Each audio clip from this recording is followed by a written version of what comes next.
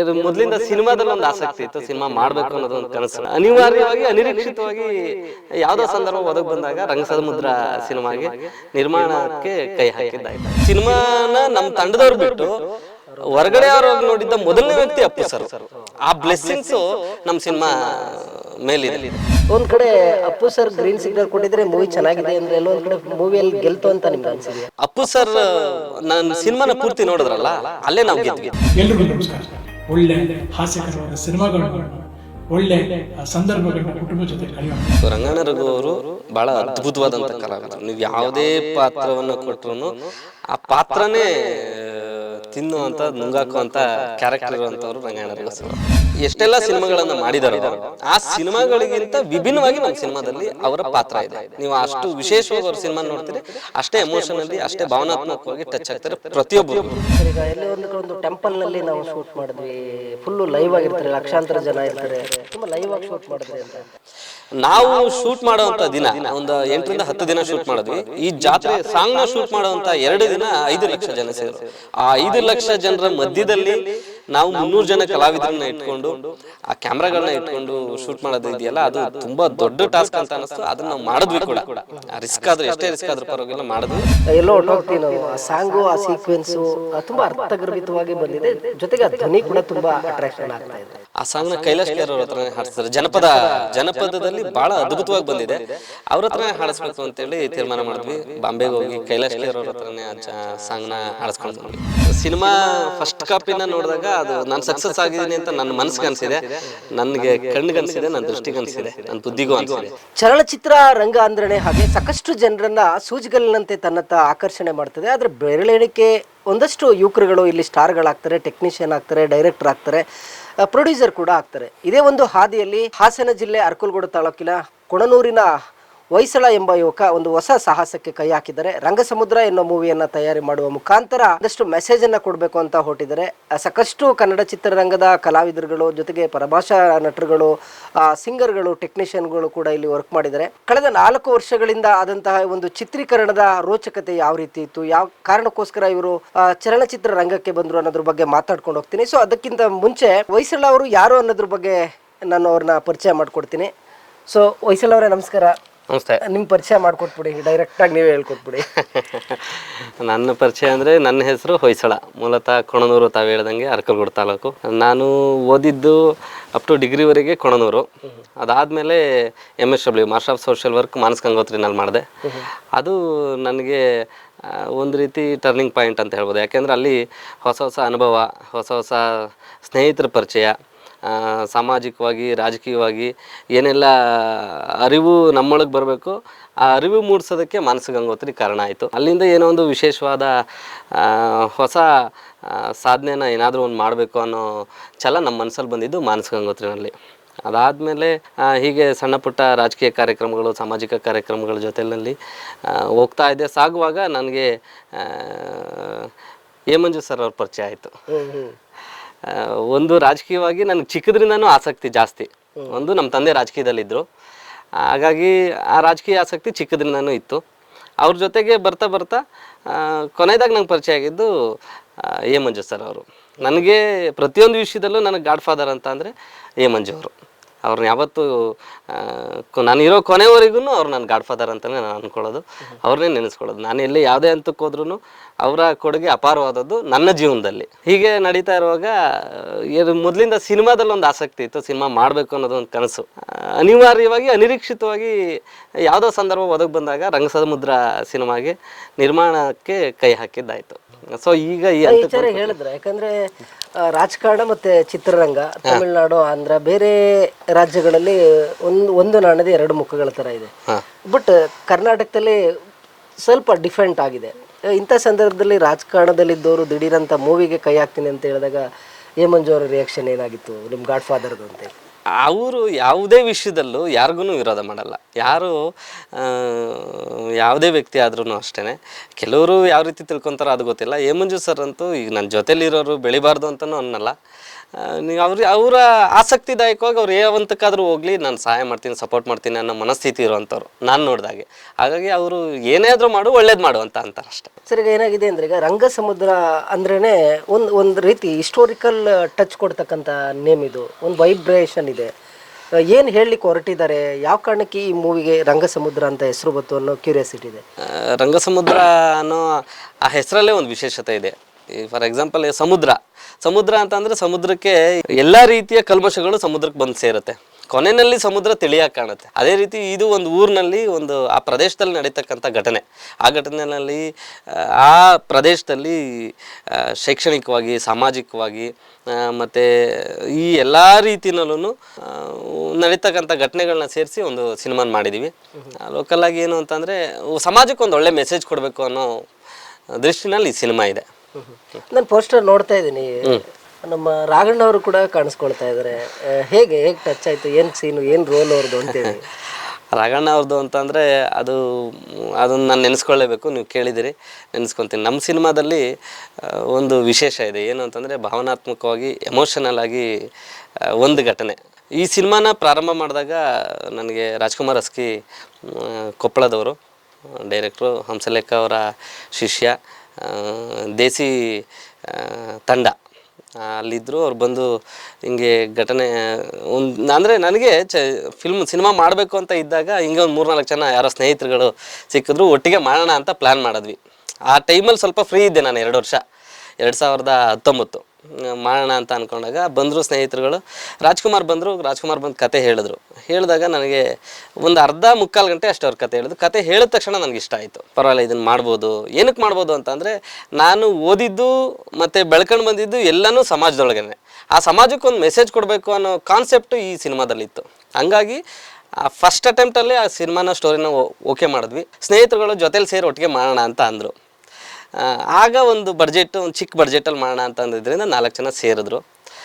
ಏನೋ ಹೋಗ್ತಾ ಇದು ಬೇರೆ ಥರ ಸ್ವಲ್ಪ ಈ ಕಮರ್ಷಿಯಲ್ ಟಚ್ ಕೊಡಬೇಕು ಅನ್ನೋಂಥ ಸಂದರ್ಭಕ್ಕೆ ಬೆಳ್ಕೊಂಡೋದಾಗ ಏನಾಯಿತು, ಸ್ನೇಹಿತರುಗಳು ಸ್ವಲ್ಪ ಅವರು ಹಿಂದೆ ಹಾಕಿದ್ರು, ಮಾಡೋಕ್ಕಾಗಲ್ಲ ಅಂತ. ಅದು ನನಗೆ 1 ವರ್ಷ ಭಾಳ ಅಂದರೆ ಸ್ಟ್ರಗಲ್ ಆಯಿತು. ಯಾಕೆ ಸ್ಟ್ರಗಲ್ ಆಯಿತು ಅಂದ್ರೆ, ಒಬ್ಬರ ಮೇಲೆ ಭಾರ ಬೀಳ್ತು, ಫೈನಾನ್ಷಿಯಲಿ ಸ್ಟ್ರಗಲ್ ಆಯಿತು. ಸೊ ಹಿಡನ್ನಾಗಿ ಕೆಲವು ತೆರೆ ಮುಂದಕ್ಕೆ ಬರದೇ ಇರೋಂಥ ಕೆಲವು ಸ್ನೇಹಿತರುಗಳು ಕೈ ಹಿಡಿದ್ರು. ಅದೆಲ್ಲ ಸೇರಿ ಸಿನಿಮಾನ ಪ್ರಾರಂಭ ಮಾಡಿದ್ವಿ. ಈಗೇನಕ್ಕೆ ಬಂದೆ ಅಂತಂದರೆ, ಈ ಕತೆ ಹೇಳುವಾಗ ರಾಜ್ಕುಮಾರ್ ನನಗೆ ಹೇಳಿದರು, ಈ ಕಥೆನಲ್ಲಿ ಒಂದು ವಿಶೇಷವಾದಂಥ ವ್ಯಕ್ತಿ ಇದೆ, ಒಂದು ಟರ್ನಿಂಗ್ ಪಾಯಿಂಟ್ ಇದೆ.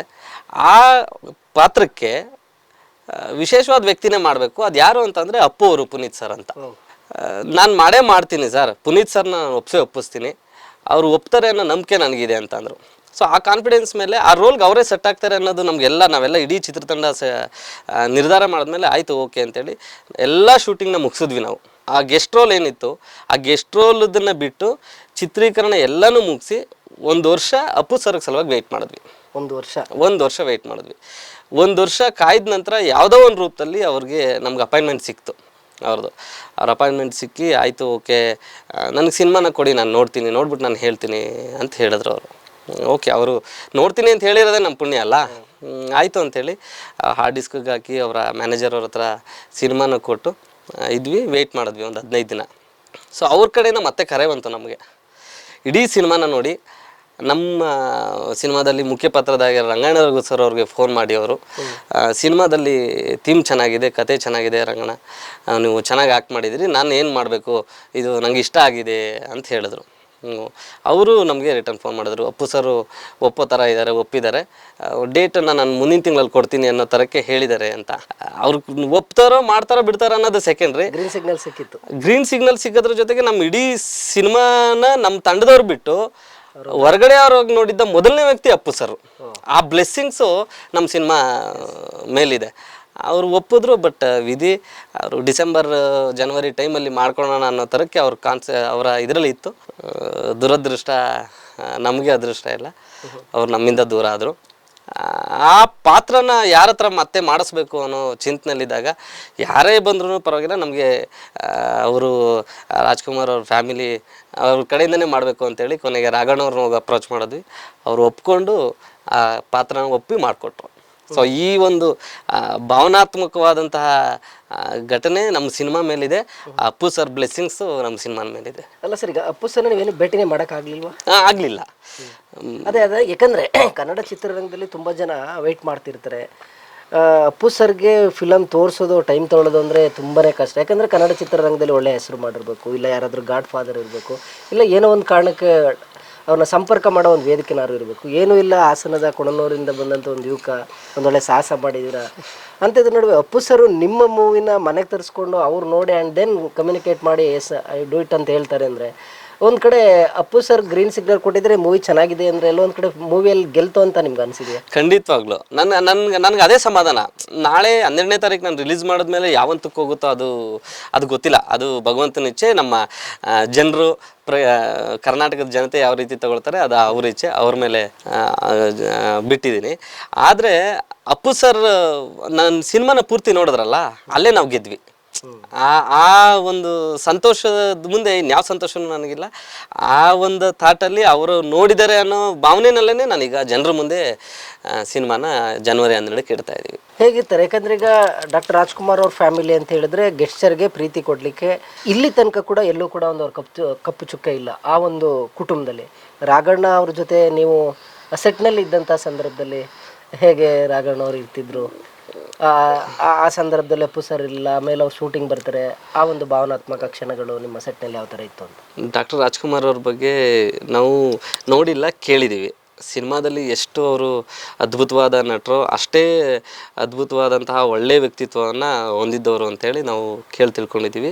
ಅದು ಸತ್ಯನೂ ಕೂಡ ಹೌದು. ಆ ರಾಘಣ್ಣ ಅವ್ರ ಜೊತೆ ಇದ್ದಾಗ ಆ ಅನುಭವ ನಮಗೆ ಬಂತು. ಯಾಕೆಂದರೆ ಅವರು ಅಷ್ಟೇ ಡೌನ್ ಟು ಅರ್ತ್, ಎಲ್ಲರೊಟ್ಟಿಗೆ ಬೆರೆಯುವಂಥದ್ದು, ಎಲ್ಲರನ್ನ ಪ್ರೀತಿಯಿಂದ ಮಾತಾಡಿಸುವಂಥದ್ದು, ಜೊತೆಗೆ ಸಪೋರ್ಟಿಂಗ್ ಇದೆಯಲ್ಲ ಅಷ್ಟೇ ಚೆನ್ನಾಗಿ ಸಪೋರ್ಟ್ ಮಾಡಿದ್ರು. ಯಾವುದಕ್ಕೂ ಬೇಜಾರು ಮಾಡ್ಕೊಳ್ಳದೆ, ಸೆಟ್ನಲ್ಲಾಗಲಿ ಯಾವುದೇ ಸಂದರ್ಭದಾಗಲಿ ಬರ್ತೀನಪ್ಪಾಜಿ ನಾನು ನಿಮ್ಗೆ ಸಹಾಯ ಮಾಡ್ತೀನಿ, ಸಪೋರ್ಟ್ ಮಾಡ್ತೀನಿ ಅಂತ ಹೇಳಿ ಒಪ್ಕೊಂಡು ನಾ ಹೇಳಿದ ಟೈಮ್ಗೆ ಬೇಗನೆ ಮುಗಿಸ್ಕೊಟ್ರು. ಅದ್ರ ಜೊತೆಗೆ ಅದೇ ರೀತಿ ಎಲ್ಲರ ಜೊತೆಗೆ ಒಡನಾಟದಿಂದ ಇದ್ದು ಭಾಳ ಸಂತೋಷವಾಗಿ ಶೂಟಿಂಗ್ ಸೆಟ್ಟಲ್ಲಿ ಮುಗಿಸ್ಕೊಟ್ರು. ನಮಗೆ ಅಷ್ಟೇ ಪ್ರೀತಿಯಿಂದ ಎಲ್ಲರ ಜೊತೆಗೂ ಇರ್ತಾರೆ ಅವರು. ನಾನು ನಿಮ್ಮ ರಿಮೈಂಡ್ ಮಾಡ್ತೀನಿ, ಕ್ಯಾಮ್ರಲ್ಲಿ ಝೂಮ್ ಹಾಕಿ ನೀವು ಏನು ಅನ್ಕೊಳ್ತಿರೋ ಗೊತ್ತಿಲ್ಲ. ನಾನು ಸಾಕಷ್ಟು ಸಂದರ್ಭದಲ್ಲಿ ಅವರು ಮೈಸೂರು ಬಂದಾಗ ನೋಡ್ತಿರ್ತೀನಿ, ತುಂಬ ಫ್ರೆಂಡ್ಲಿ ಆಗಿರ್ತಾರೆ, ಯಂಗ್ಸ್ಟರ್ಗಳನ್ನ ತುಂಬ ಸಪೋರ್ಟ್ ಮಾಡ್ತಾರೆ. ಹೌದು.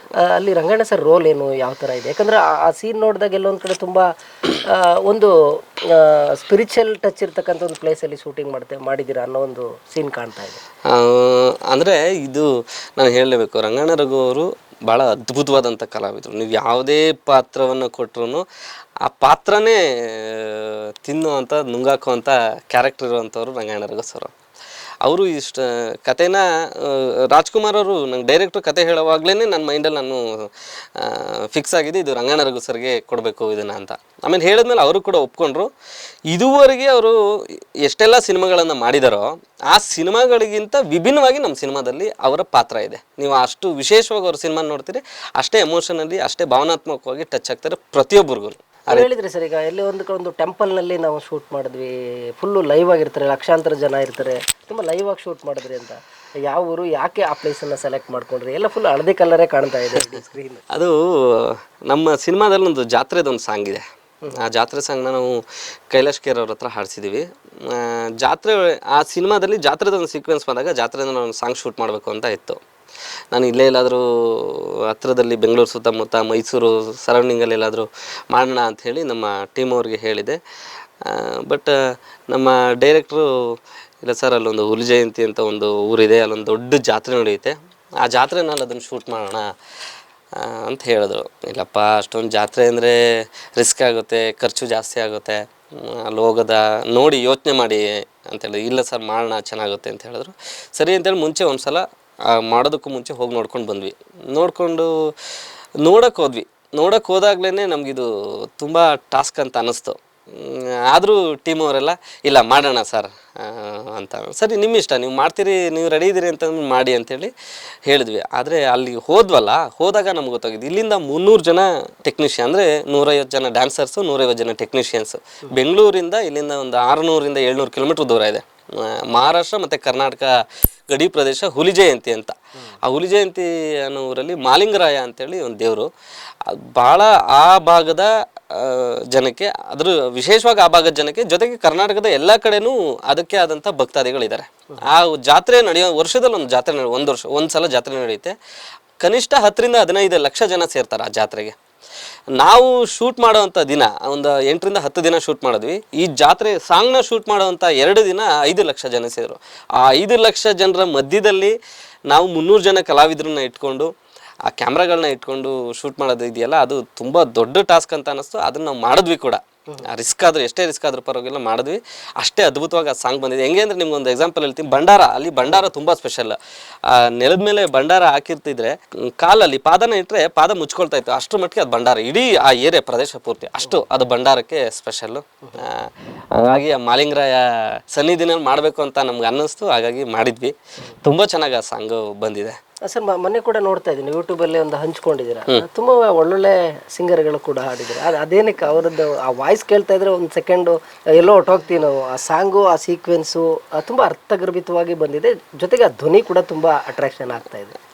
ನಮ್ಮ ಸಿನಿಮಾದಲ್ಲಿ ಮ್ಯೂಸಿಕ್ ಸಂಗೀತ ನಿರ್ದೇಶಕರು ಬಂದು ದೇಸಿ ಮೋಹನ್ ಅಂತ, ದೆನ್ ಸಾಹಿತ್ಯ ಬರೆದಿರ್ತಕ್ಕಂಥವ್ರು ದೇಸಿ ವಾಗೀಶ್ ಅಂತ ಹೇಳಿ.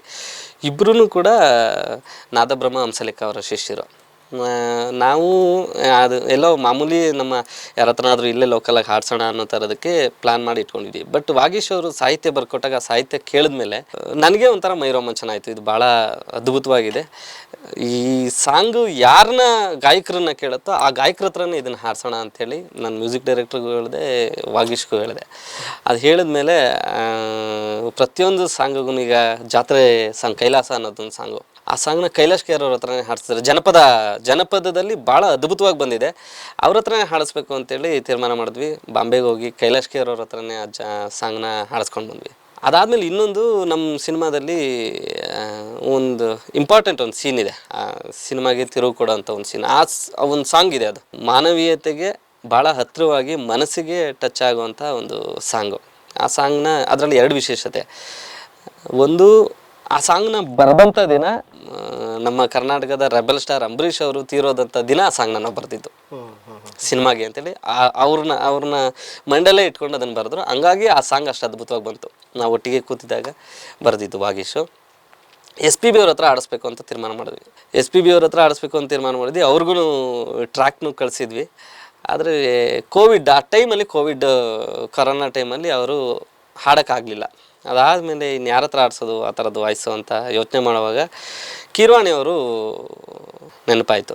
ಸರಿ, ಕೀರ್ವಾಣಿ ಸರ್ನ ಭೇಟಿ ಮಾಡೋಣ ಅಂತೇಳಿ ಅವ್ರಿಗೆ ಹೆಂಗೋ ಸಂಪರ್ಕ ಮಾಡಿ ಹೈದರಾಬಾದ್ಗೆ ಹೋದ್ವಿ. ಹೈದರಾಬಾದ್ಗೆ ಹೋದ್ಮೇಲೆ ಅವರು ಆಯಿತು ಅಂತೇಳಿ ಅದನ್ನು ಕೇಳಿ ಕತೆನ ಹೇಳಿ ಅಂತಂದರು. ಕತೆ ಒಂದು ಅರ್ಧ ಗಂಟೆನಲ್ಲಿ ಕತೆ ಕೇಳಿದ ತಕ್ಷಣ ಏನೂ ಮಾತಾಡಿದೆ. ಕಿರ್ವಾಣಿ ಅಂತವರು ನಮ್ಮ ಸಿನಿಮಾದಲ್ಲಿ ಆಡ್ತಾರೆ ಅಂತಂದ್ರೆ ಅದು ನಮ್ಮ ಅದೃಷ್ಟ. ಆಸ್ಕರ್ ವಿನ್ನಿಂಗ್ ಮ್ಯೂಸಿಕ್ ಡೈರೆಕ್ಟ್ರು, ಬಾಹುಬಲಿ ಅಂತ ಅತಿ ದೊಡ್ಡ ಸಿನಿಮಾನ ಮ್ಯೂಸಿಕ್ ಮಾಡಿದಂಥವ್ರು, RRR ಅಂತ ಅತಿ ದೊಡ್ಡ ಸಿನಿಮಾನ ಮ್ಯೂಸಿಕ್ ಮಾಡಿದಂಥವ್ರು ನಮ್ಮ ಸಿನಿಮಾಗೆ ಕನ್ನಡ ಚಿತ್ರರಂಗದಲ್ಲಿ ಬಹುತೇಕ ಒಂದು 10ರಿಂದ 15 ವರ್ಷ ಹಿಂದೆ ಯಾವುದೋ ಹಿಂದೆ ಒಂದು ಸಾಂಗಿಗೆ ಒಂದು ಹಾಡಿದ್ರಷ್ಟೇ. ಅದು ಬಿಟ್ಟರೆ ಇತ್ತೀಚೆಗೆ ಅವ್ರು ಬಂದಿರಲಿಲ್ಲ. ಇತ್ತೀಚೆಗೆ ಯಾಕೆ ಬಂದಿರಲಿಲ್ಲ ಅಂದರೆ ತುಂಬ ಫೇಮಸ್ ಆದರು. ಬಾಹುಬಲಿ, RRR ಅಂತ ಸಿನಿಮಾಗಳಲ್ಲಿ ಮಾಡಿದಂಥವ್ರು ನಮ್ಮ ಕೈಗೆ ಸಿಗ್ತಾರ ಅನ್ನೋ ಥರಕ್ಕೆ ಇತ್ತು. ಹೇಗೆ ಅಂತ ಅದು ಹೇಗೆ ಹಿಡಿದ್ರೆ ಅವ್ರನ್ನ? ಯಾಕಂದರೆ ಅಷ್ಟು ಸುಲಭ ಅಲ್ಲ. ಯಾಕಂದ್ರೆ ತುಂಬ ಪೀಕಲ್ಲಿ ಇರ್ತಕ್ಕಂಥವ್ರು, ತುಂಬ ಪೀಕಲ್ಲಿ ಇದ್ರು. RRR ನಡೀತಾ ಇತ್ತು ಅವಾಗ. ಯಾರ್ಯಾರಿಗೆ ಅಪ್ರೋಚ್ ಮಾಡಿದ್ರೆ ಎಲ್ಲರೂ ಒಪ್ಕೊಂಡಿದ್ರೆ ವಿದ್ಯಾಟ ಬೇರೆ ಇತ್ತು ಆಗಲಿಲ್ಲ, ಬಟ್ ಫುಲ್ಫಿಲ್ ಆಗ್ತಾ ಬಂದಿದೆ. ಫುಲ್ಫಿಲ್ ಯಾವುದೋ ಒಂದು ರೂಪದಲ್ಲಿ. ಅಂದ್ರೆ ಈಗ ಕನ್ನಡ ಇಂಡಸ್ಟ್ರಿನಲ್ಲಿ ಒಂದಷ್ಟು ಫಿಲಮ್ಗಳು ಮಾಡಿ ಒಂದು ಬ್ರ್ಯಾಂಡಿಂಗ್ ಇರೋ ಫಿಲಮ್ ಮೇಕಿಂಗ್ ಸಂಸ್ಥೆ ಆಗಿ ಅಥವಾ ಒಂದಷ್ಟು ಸ್ಟಾರ್ ವ್ಯಾಲ್ಯೂ ಇರ್ತಕ್ಕಂಥ ಹೀರೋಯಿನ್ ಇಡೀ ತಂಡ ಇದ್ದಾಗ ಓಕೆ. ಬಟ್ ನಿಮ್ಮ ಟಾಸ್ಕ್ ಹೇಗಿದೆ ಅಂದರೆ ಹಳ್ಳಿಲಿ ನಿಂತ್ಕೊಂಡು ಡೆಲ್ಲಿ ಕಲ್ಲೊಡ್ದ ಪರಿಸ್ಥಿತಿ ಆಗ್ತಾ ಇದೆ. ಬಟ್ ಸಕ್ಸಸ್ ಆಗಿದ್ದೀರಾ ಅಂತ? ನಿಜ, ಸಕ್ಸಸ್ಸು ಸಿನಿಮಾ ಫಸ್ಟ್ ಕಾಪಿನ ನೋಡಿದಾಗ ಅದು ನಾನು ಸಕ್ಸಸ್ ಆಗಿದ್ದೀನಿ ಅಂತ ನನ್ನ ಮನಸ್ಸಿಗೆ ಅನಿಸಿದೆ, ನನಗೆ ಕಣ್ಣಿಗೆ ಅನಿಸಿದೆ, ನನ್ನ ದೃಷ್ಟಿಗೆ ಅನಿಸಿದೆ, ನನ್ನ ಬುದ್ಧಿಗೂ ಅನಿಸಿದೆ. ಅದು ನನಗೆ ಭಯ ಇತ್ತು. ಸಿನಿಮಾ ಪ್ರಾರಂಭ ಮಾಡುವಾಗಲೂ ಭಯ ಇತ್ತು. ಅಂತಿಮವಾಗಿ ಕೊನೆ ಕಾಪಿ ನೋಡೋದಕ್ಕೂ ಮುಂಚೆನೂ ನನಗೆ ಭಯ ಇತ್ತು. ಹೆಂಗೆ ಬಂದಿದೆಯೋ ಗೊತ್ತಿಲ್ಲ. ಯಾಕೆ ಅಂತ ಈ ಮಾತು ಹೇಳ್ತೀನಿ ಅಂತಂದರೆ, ಕನ್ನಡದಲ್ಲಿ ಸಾವಿರಾರು ಸಿನಿಮಾಗಳು ಬಂದಿದ್ದಾವೆ. ಪ್ರತಿಯೊಂದು ಎಲ್ಲ ಕಾನ್ಸೆಪ್ಟ್ ಮೇಲೆ, ಎಲ್ಲ ಕಂಟೆಂಟ್ ಮೇಲೆ ಸಿನಿಮಾಗಳು ಒಂದರಿಂದ ಇನ್ನೊಂದು ಸಿನಿಮಾಗೆ ಅದು ಕನೆಕ್ಟ್ ಆಗ್ತಾನೆ ಹೋಗುತ್ತೆ. ಫಾರ್ ಎಕ್ಸಾಂಪಲ್, ಏನೋ ಒಂದು ಲವ್ ಕಾನ್ಸೆಪ್ಟ್, ಲವ್ ಕಂಟೆಂಟ್ ಇರೋಂಥ ಸಿನಿಮಾ ಅಂತ ಅಂದ್ಕೊಳ್ಳಿ. ಲವ್ ಕಂಟೆಂಟ್ ಇರೋ ಸಿನಿಮಾಗಳು ತುಂಬ ಬಂದಿದ್ದಾವೆ. ರೌಡಿಸಮ್ ಕಂಟೆಂಟ್ ಇರೋಂಥ ಸಿನಿಮಾಗಳು ಬೇರೆ ಬೇರೆ ತುಂಬ ಬಂದಿದ್ದಾವೆ. ಸಸ್ಪೆನ್ಸ್ ಥ್ರಿಲ್ಲರು ಅದು ಬೇರೆ ಬೇರೆ ಬಂದಿದ್ದಾವೆ. ಆದರೆ ನಮ್ಮ ಸಿನಿಮಾದಲ್ಲಿರ್ತಕ್ಕಂಥ ಎಳೆ ಇದೆಯಲ್ಲ, ಆ ಲೈನು, ಆ ಕಂಟೆಂಟ್ ಇದೆಯಲ್ಲ, ಆ ಹ್ಯುಮ್ಯಾನಿಟಿ ಇದು ಎಂಟೈರ್ಲಿ ಡಿಫ್ರೆಂಟ್.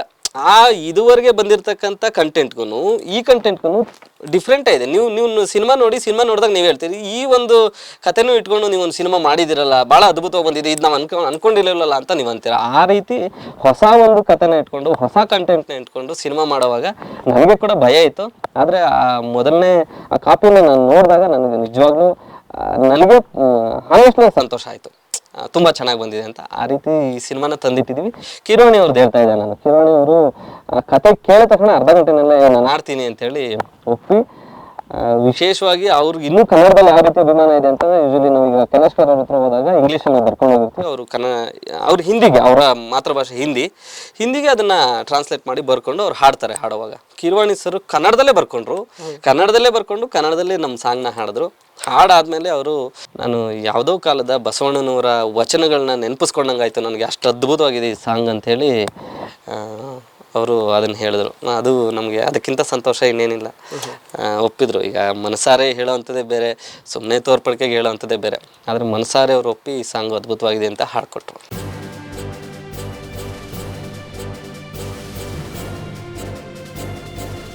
ಇದು ಮಾನವೀಯ ಸಂದೇಶದ ಜನವಾಹಿನಿ.